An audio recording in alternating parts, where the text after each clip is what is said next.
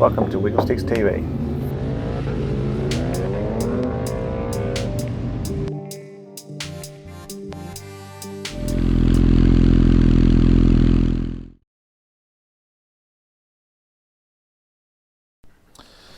Well, the old machine is back home. I'm happy to say that the engine is running super much better. Carbs and everything have been fixed up and now running really smoothly. There's a few things to still sort out though. I rode it home yesterday and it still got hot, which is not ideal, but I actually think it's the temperature sender or the thermostat. So I'm about to try to run it again, check the coolant and everything like that in it, and then fire it back up and let it run a little bit. I'm going to try and bleed the system a bit more to see how much coolant I can get actually inside the bike. It's still, yeah, I just suspect it still may have an airlock or something in the cooling system. But overall, yeah, it felt really good riding it yesterday. It was bloody raining when I had to take it back from the mechanic, so that wasn't ideal. But anyway, it's a bit dirty. It ran pretty well, so I'm just going to take the fairings off, and then just check out the coolant levels. And then it only needs 2 minor little things, or 3 minor little things for the roadworthy. One is to put the other mirror on, which is like a 2-minute job. I need a little reflector thing down here for the roadworthy, and there was something else that I can't remember off the top of my head. Oh, that's right, just tidy up some of the cables and stuff under there so they're not hanging around. And then it should be right to go for roadworthy. So I'll just take the fairings off now, and then I'll come back and have a look at the coolant levels and stuff like that, and then start it up again and cycle it back through the cooling section. So yeah, overall pretty happy with how it's turned out so far, so we'll see how we go. So panels are off now. We do have a little bit of coolant in the bottom of the reservoir. Not enough, obviously. So we need to put some more coolant inside of here. Let's go and have a look at... take the radiator cap off. And I'm not sure if you can see in there. I can see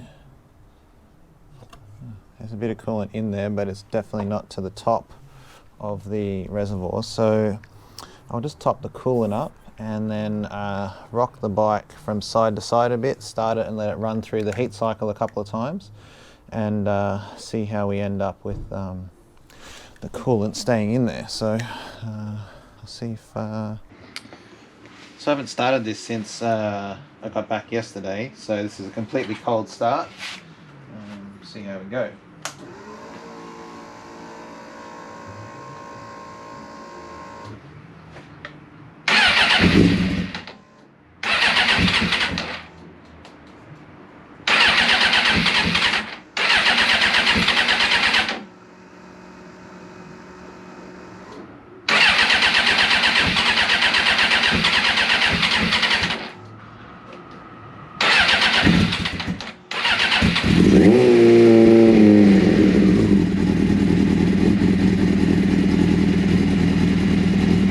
Not too bad, no choke at the start.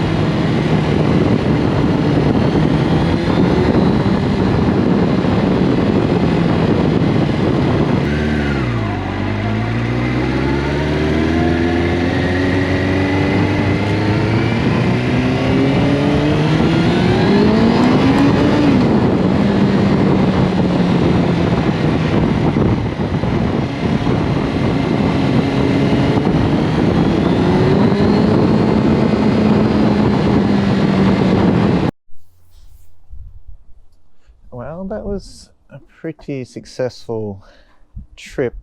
It's at about 100, 102 sort of at the lights, and then came back down again. So it wasn't enough for the fan to kick on, that comes on at 107. So yeah, I didn't want to go too far because they didn't have indicators or anything on the front. But I think that's what I'll get around to doing now.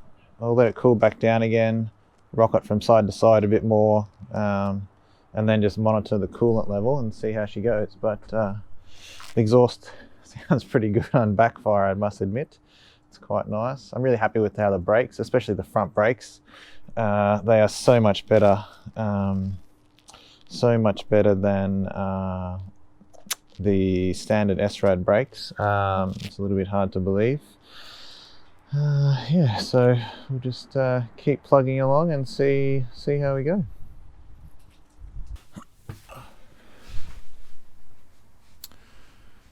I'm back out in the garage on a cold Melbourne night. It's lockdown here in Melbourne, so good thing is I'll get a bit more time to work on finishing this off. I've got the indicators and stuff back in, and new indicators in, and I took it for a run today. So it was overheating the other day. So I tried to flush the coolant out a bit more just by rocking the bike back and forth to see how it was, if that could get the coolant through the system, because I thought there might be a bit of an airlock in there. Took it for a ride today, and it was much better. It's about 10 degrees centigrade here, which is pretty chilly, I guess, to ride around on a motorbike, so it shouldn't really be overheating. My 98 runs at around 75, 80 degrees centigrade normally, and then it'll creep up to 100 and a bit when the fan cuts in, if I'm at the lights or something like that. The bike today probably sat in the high 80s, high 90s for most of the time, and then when I got stuck at some lights, it sort of crept up to about 107 where the fan should have cut in, and I managed to stop, pull over to the side of the road and have a look down where the fan is to see if it was spinning, and it wasn't actually spinning when it got to that temperature.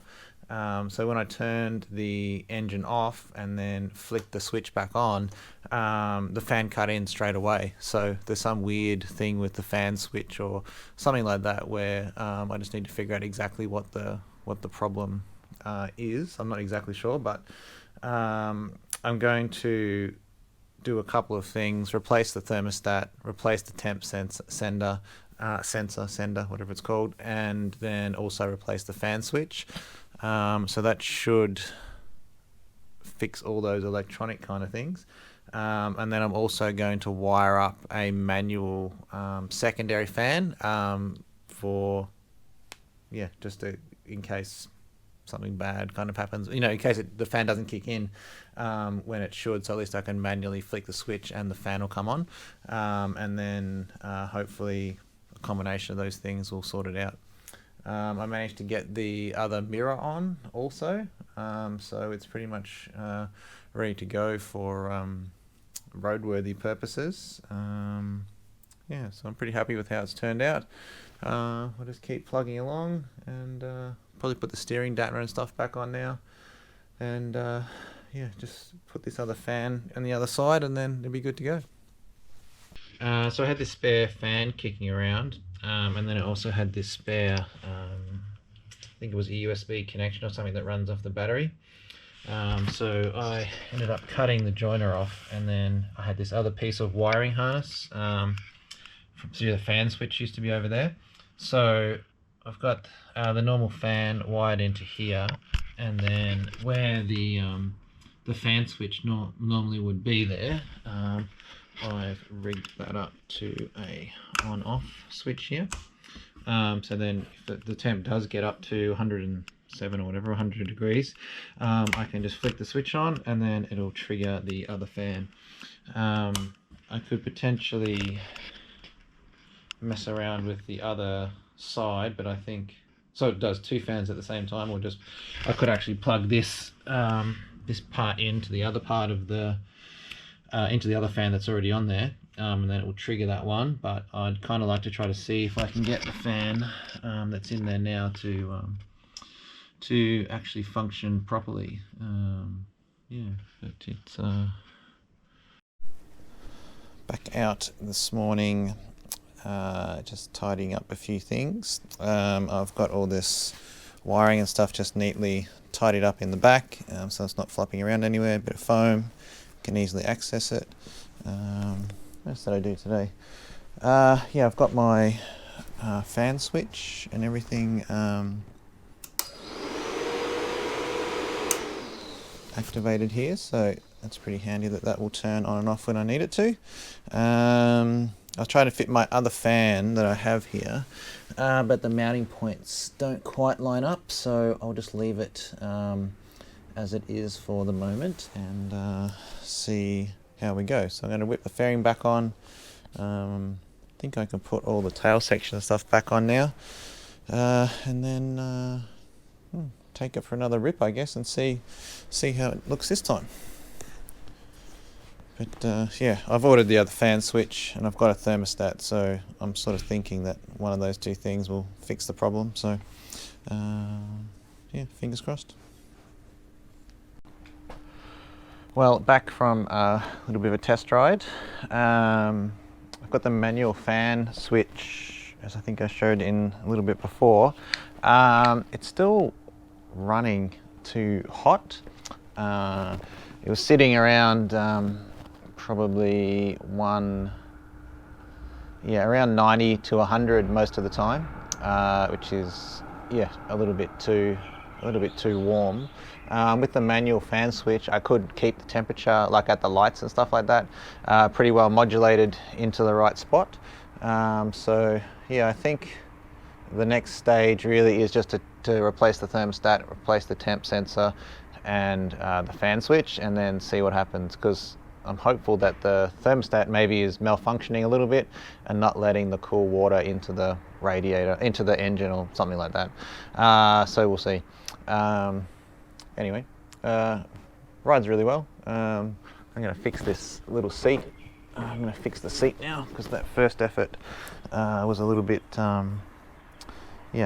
dodgy. So that will be my next little challenge, just to cut another piece of foam out of here that comes here and contours around a little bit, because this is a tad firm, especially for street riding. But yeah, it's pretty much done really. Just got to put the steering dampener on and a new rear tire at some point, and yeah, that's it. So yeah, I'm pretty happy with how she all works. A few stickers and stuff like that. Change the graphics around. I'm going to switch this around so it's black here and silver here. Yeah, and then get this cooling issue sorted, and she's pretty much done.